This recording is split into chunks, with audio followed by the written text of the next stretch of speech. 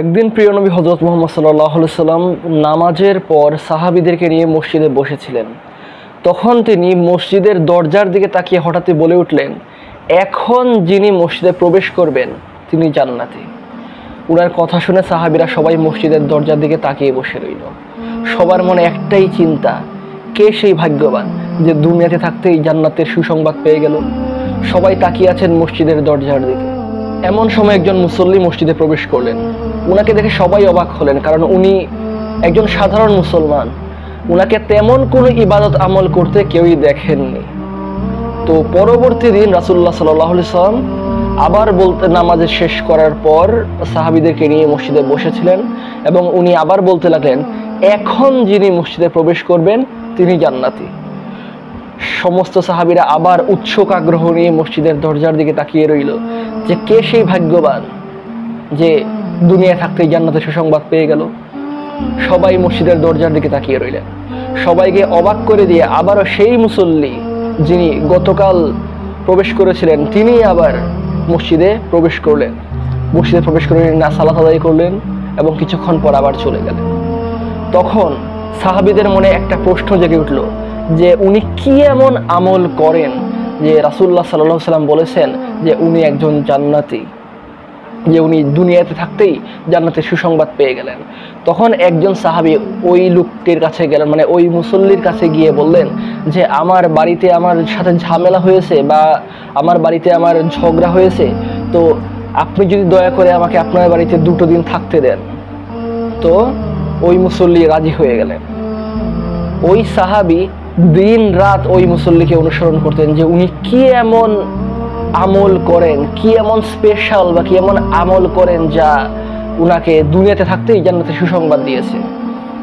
উনি খেয়াল করলেন যে ওই মুসল্লি সৎভাবে জীবনযাপন করেন, সৎভাবে উপার্জন করেন, 5 ওয়াক্ত নামাজ আদায় করেন, মানে সবকিছু নর্মাল, যে একজন সাধারণ মুসলমান যেভাবে আমল করে বা যেভাবে জীবন ধারণ করে উনিও ঠিক তেমনই, স্পেশাল তেমন কিছুই নেই।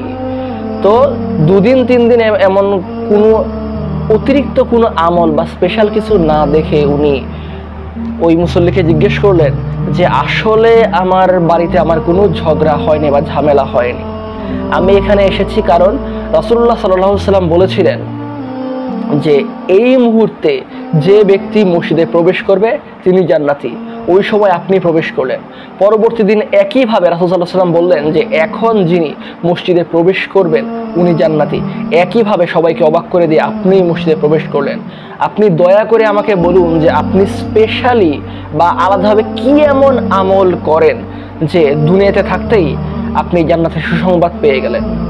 তখন ওই মুসল্লি বললেন যে আমি আলাদা বা অতিরিক্ত এমন কোনো আমলই করি না।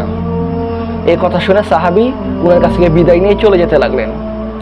তখন ওই মুসল্লি আবার ওনাকে পিছনে ডাকলেন, মানে পিছন থেকে ওনাকে ডাকলেন। তখন সাহাবী পিছন ফিরে তাকালেন এবং তখন ওই মুসল্লি বললেন, আমার মনে পড়েছে যে আমি প্রতিদিন রাতে ঘুমানোর আগে তাদের সবাইকে ক্ষমা করে দেই যারা আমাকে ওই দিন কষ্ট দিয়েছে।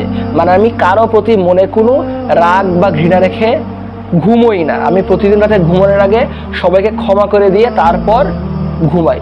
আপনারা সবাই জানেন যে ক্ষমা একটা মহৎ গুণ। মহান আল্লাহ তাআলা ক্ষমাকে 100টা ভাগ করে 1টা ভাগ পৃথিবীতে দিয়েছেন, ছড়িয়ে দিয়েছেন, আর 99টা ভাগই আল্লাহ নিজের জন্য রেখে দিয়েছেন। ক্ষমা এতটাই মহৎ গুণ। এই কথা শুনে যখন মুসল্লি বললেন যে উনি সবাইকে ক্ষমা করে দিয়েই ঘুমান, এই কথা শুনে সাহাবী তখন বলে উঠলেন, এই জন্যই আপনি সবার থেকে আলাদা, এই জন্যই আপনি জান্নাতি। ক্ষমা কতটাই মহৎ গুণ। আমরা সবাইকে ক্ষমা করার চেষ্টা করব, সবাইকে ক্ষমা করতে শিখব। একবার কাউকে ক্ষমা করে দেখুন, কেউ যদি আপনার প্রতি অপরাধ করে থাকে তাকে একবার ক্ষমা করে দেখুন, আপনার মনটা হালকা হয়ে যাবে ইনশাআল্লাহ। সবকিছুই আল্লাহর কাছে। আমরা এই ক্ষমার মহৎ গুণটাকে নিজেদের মাঝে প্রতিষ্ঠিত করার চেষ্টা করব। আসসালামু আলাইকুম ওয়া রাহমাতুল্লাহি ওয়া বারাকাতুহু।